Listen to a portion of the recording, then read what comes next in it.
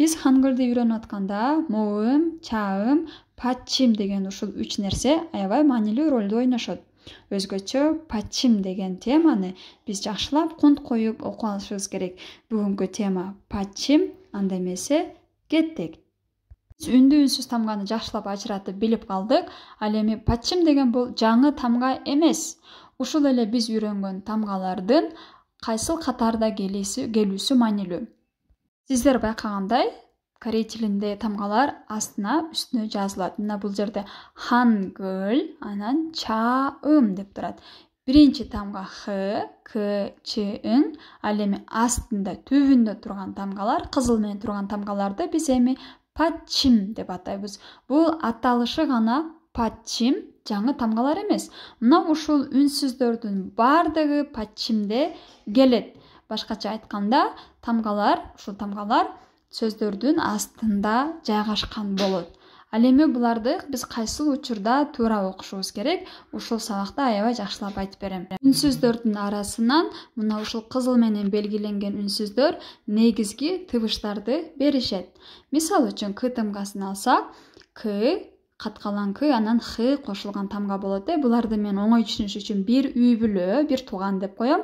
Бирок паччимде келгенде бир эле тыбышты берет. Мисалы үчүн, мына бул жерде 3 түрдүү тамга паччимде турат, бир туугандар турат, бирок окуганда кадимкидей эле к тыбышын берет. Ак, так, ык. Байкадыңызбы? Бирок жазганда ушундай к, каткалан т же к болуп жазыла берет. Адашпайбыз. Өзүңүз окуп көрүңүз.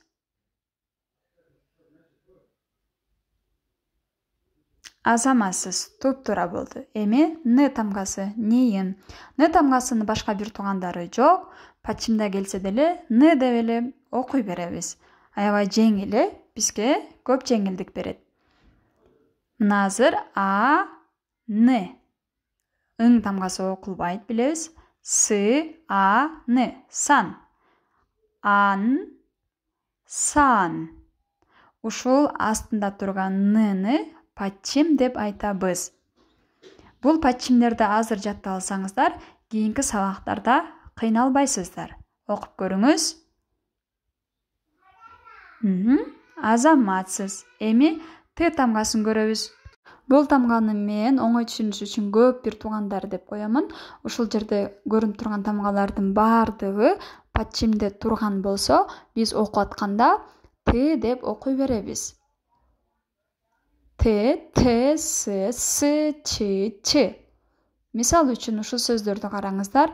Ылдыйында паччимде ар түрдүү тамгалар турат. Ушул 6 тамганы көрүп турасыз. Ушул 6 тамганы окуганда т деп окуй бересиз. Жазганда ушул бойдон эле жазыла берет. Мына азыр чогуу окуйбуз. Кот, кыт, от, ит, кот, кот. Эми сиз дагы бирден окуп көрүңүз.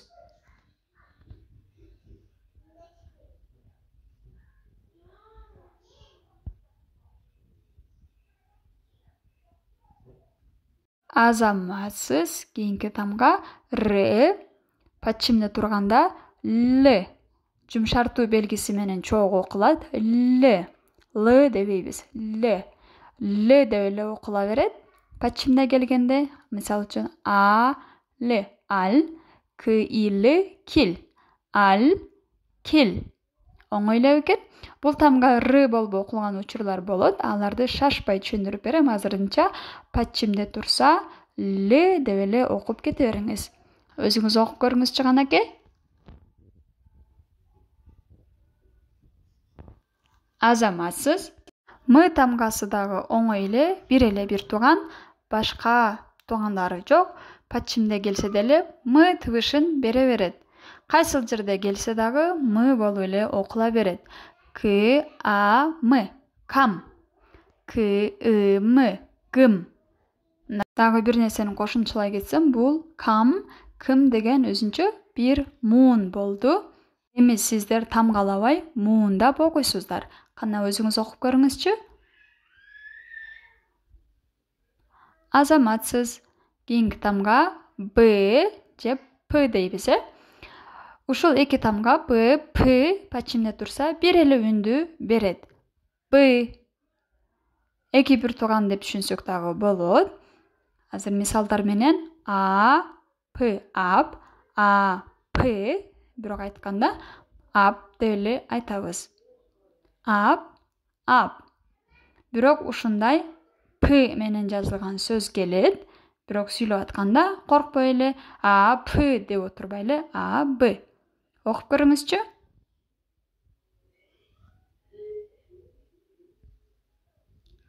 Азаматсыз. Кийинки тамга ң тамгасы пачимде келгенде дайыма кыргызча биз эле билген тамга ң болуп окулат.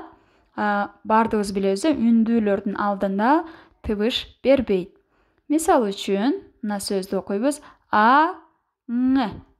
Көк болуп турат, үндүүнүн алдында турат, үн жок. Эч кандай тыбыш берилбейт.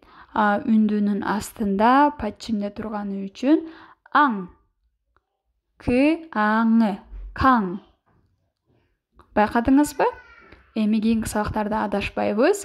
Пачимде ушул ң тамгасын көрсөк эле шектенбестен дароо эле ң деп окуй беребиз.